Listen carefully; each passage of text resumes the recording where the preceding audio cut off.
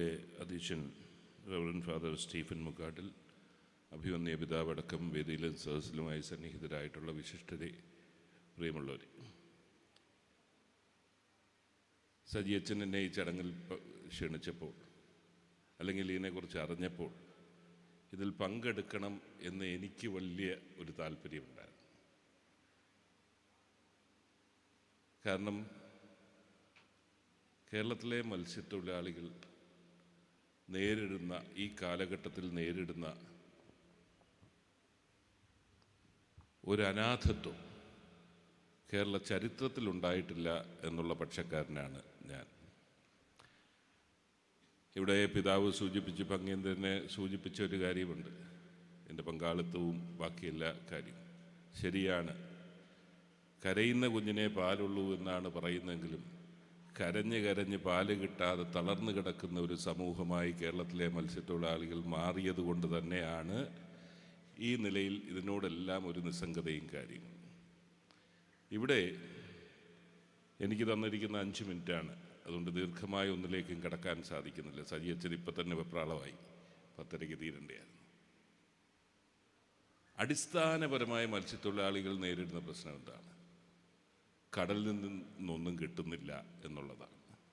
എന്നാൽ കടലിൽ പോകുന്നതിൻ്റെ ഇന്ധനത്തിൻ്റെയും മറ്റ് ചെലവുകൾ ഗണ്യമായി വർദ്ധിച്ച് ലാഭകരമല്ലാത്ത ജീവിതം മുന്നോട്ട് കൊണ്ടുപോകാൻ സാധിക്കാത്ത ഒരു സാഹചര്യം നമ്മുടെ മുമ്പിൽ നിൽക്കുന്നു. എൻ്റെ ഓർമ്മയിൽ അവസാനമായി ഒരു പരിഷ്കാരം ആയി ഏതെങ്കിലും ഒരു ഗവൺമെൻറ് അവതരിപ്പിച്ചത് 88-ൽ ട്രോളിംഗ് നിരോധനം 45 ദിവസം, അല്ല ഇപ്പോൾ 2 മാസത്തോളം ആയി നിൽക്കുന്നു. പക്ഷേ 30 വർഷം പിന്നിടുമ്പോൾ അതിൻ്റെ ഫലമെന്ത്, അതിൻ്റെ പ്രയോജനമെന്ത്, അത് കൂടുതൽ മത്സ്യസമ്പത്ത് സംരക്ഷിക്കാൻ സാധിച്ചിട്ടുണ്ടോ എന്ന് ഇന്ന് വരെ അത് പഠിച്ചിട്ടില്ല. ഞാൻ മനസ്സിലാക്കുന്ന പരീക്ഷണാർത്ഥം 3 വർഷത്തേക്കിനെ നടപ്പിലാക്കിയതാണ്, തുടർന്നുകൊണ്ടിരിക്കുന്നത്. അത് വേണമെന്നല്ല. പക്ഷേ യാഥാർത്ഥ്യമെന്ന് പറയുന്നത് കൂടുതൽ ദൂരത്തേക്ക് മത്സ്യത്തൊഴിലാളികൾ എത്തിപ്പെടേണ്ടി വരുന്നു. പണ്ടൊക്കെ സീസൺ സമയമെന്ന് പറയുന്നത്, അത് കൊല്ലം കടപ്പുറമാണെങ്കിലും ശക്തികുളങ്ങരയാണെങ്കിലും ജൂലൈ മാസത്തിൽ തുടങ്ങുന്ന സീസൺ മാസങ്ങളോളം വരുമാനം കിട്ടുന്ന ഒരു സാഹചര്യം ഉണ്ടായി. ഇപ്പോൾ അതിൽ നിന്ന് വ്യത്യസ്തമായി വളരെ ആഴത്തിലുള്ള, വളരെ ദൂരത്തിലേക്ക് സഞ്ചരിക്കേണ്ടി വരുന്ന മത്സ്യത്തൊഴിലാളികളുടെ അവസ്ഥയും കുറയുന്നതനുസരിച്ച്, മത്സ്യസമ്പത്ത് കുറയുന്നതനുസരിച്ച് കൂടുതൽ ചെറുത് പിടിച്ചുകൊണ്ട് വരുന്ന ഒരു സാഹചര്യവും മത്സ്യത്തൊഴിലാളി മേഖലയിൽ നിൽക്കുന്നതാണ്. അത് എത്രത്തോളം നമ്മുടെ മത്സ്യസമ്പത്തിനെ തകർക്കുന്നു എന്നുള്ളത് ഇപ്പോൾ ആലോചിക്കുന്നില്ല. നമ്മളെ സംബന്ധിച്ചിടത്തോളം ജീവിക്കാൻ മറ്റു മാർഗമില്ലാത്തത് കൊണ്ട് ഏത് നിലയിലും ഈ കാര്യങ്ങൾ ഇത് ഓടിച്ചുകൊണ്ട് പോകാൻ വേണ്ടി ശ്രമിക്കുന്നതിൻ്റെ ഭാഗമായി മത്സ്യത്തൊഴിലാളികളെ ഞാൻ കുറ്റം പറയില്ല. ആ അവസ്ഥയിലേക്ക് എത്തുമ്പോൾ ഇത്തരം കോൺക്ലേവുകളിൽ അടിസ്ഥാനപരമായി ആദ്യം ചർച്ച ചെയ്യേണ്ടത് കൺസർവേഷൻ എന്ന് പറയുന്നത്, ഇത് നിലവിലുള്ളത് സംരക്ഷിക്കുക എന്നുള്ള ആ ഉത്തരവാദിത്വത്തെക്കുറിച്ച് ബോധം വളർത്തിയെടുക്കുക എന്നുള്ളതാണ്. ഇനിയാണെങ്കിലും അതിൽ ഒരു കാര്യം അസന്നിഗ്ധമായി പറയാം. ഒരു ഗവൺമെൻറ്, പുതിയ ഗവൺമെൻറ്, എനിക്ക് അടക്കം സ്വാധീനമുള്ള ഒരു ഗവൺമെൻറ് അധികാരത്തിൽ വന്നാൽ ഈ ചെറുത് പിടിക്കുന്നത് കർശനമായി നിരോധിച്ചിരിക്കും, അനുവദിക്കത്തില്ല. അത് മത്സ്യത്തൊഴിലാളികളുടെ നന്മയ്ക്ക് മാത്രം ഉദ്ദേശിച്ച് ചെയ്യുന്നതാണ് എന്ന് പറയാൻ ഞാൻ ആഗ്രഹിക്കുകയാണ്. അവിടുന്ന് നമുക്ക് തുടങ്ങണം. അവിടുന്ന് തുടങ്ങി ബാക്കി community development, fishermen community development എന്ന് പറയുമ്പോൾ അടിസ്ഥാന വരുമാനം നമ്മൾ ഉറപ്പുവരുത്തി കഴിഞ്ഞാൽ അതിൽ നിന്ന് നമുക്ക് മുന്നോട്ട് പോകാം. ഇത് നിരവധിയായ പ്രശ്നങ്ങൾ നേരിടുകയാണ്. എക്സിസ്റ്റൻഷ്യൽ ത്രെറ്റാണ്, നിലനിൽപ്പിൻ്റെ പോരാട്ടമാണ് മത്സ്യത്തൊഴിലാളികൾ. അതിൽ ഏറ്റവും ഗൗരവമേറിയ ശ്രദ്ധയാകർഷിക്കേണ്ട വിഷയമെന്ന് പറഞ്ഞാൽ ഇവിടെ കടലാക്രമണം, കടലുകയറ്റം രൂക്ഷമായി മുന്നോട്ട് പോകുന്നുണ്ട്. ഓരോ വർഷം കഴിയും തോറും അത് വർദ്ധിച്ചു വരികയാണ്. നമ്മൾ പ്രാദേശികമായി കൊല്ലത്ത് നിന്നുകൊണ്ട് പറയും കരിമണൽ ഖനനം ചെയ്യുന്നതുകൊണ്ടാണെന്ന് പറയും. അപ്പുറത്തോട്ട് ചെല്ലുമ്പം പറയും താന്നിയിൽ അല്ലെങ്കിൽ കൊല്ലത്ത് ഹാർബർ പോർട്ട് വന്നതുകൊണ്ടാണ് അവിടെ കടൽ കയറുന്നതെന്ന് പറയും. ശരിയാണ്. തിരുവനന്തപുരത്ത് ശംഖുപുരത്ത് കടൽ കയറുമ്പം പറയും വിഴിഞ്ഞം പോർട്ട് വന്നതാണ്. ശരിയാണ്. ഒരിടത്ത് തടഞ്ഞു കഴിഞ്ഞാൽ മറ്റൊരിടത്തൂടെ കടൽ കയറും, അതൊന്നും ഇല്ലെന്ന് ഞാൻ പറയുന്നില്ല. പക്ഷേ ഈ കടലാക്രമണം രൂക്ഷമായി മുന്നോട്ട് പോകുമ്പോൾ നമ്മുടെ തീരം സംരക്ഷിക്കുക എന്നുള്ളൊരു ദൗത്യം, അത് വളരെ സമഗ്രമായിട്ടുള്ള പഠനത്തിൻ്റെ വിധേയമാക്കി ചെയ്യേണ്ട കാര്യങ്ങളാണ്.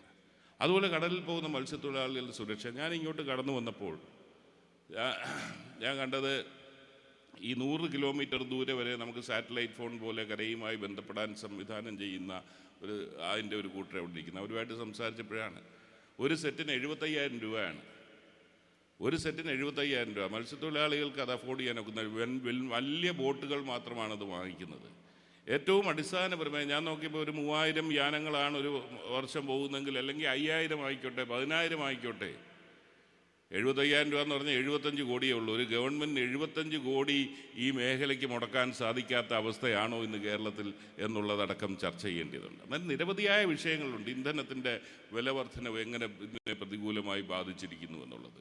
ബാക്കി അയൽ സംസ്ഥാനങ്ങളടക്കം നമുക്ക് ഇന്ധനത്തിന് സബ്സിഡി കൊടുക്കുമ്പോൾ നമ്മുടെ സംസ്ഥാനത്ത് മാത്രമുണ്ട് കടലിൽ പോകുന്നവനും റോഡ് നന്നാക്കാൻ വേണ്ടിയുള്ള 1 രൂപ സെസ് കൊടുക്കേണ്ടി വരുന്നത് ഈ സംസ്ഥാനത്ത് മാത്രമുണ്ട്. കടലിൽ നമ്മുടെ യാനങ്ങളിൽ അടിക്കുന്ന ഇന്ധനത്തിനും ഈ സെസ് ബാധകമാകുന്ന സാഹചര്യം നിൽക്കുകയാണ്.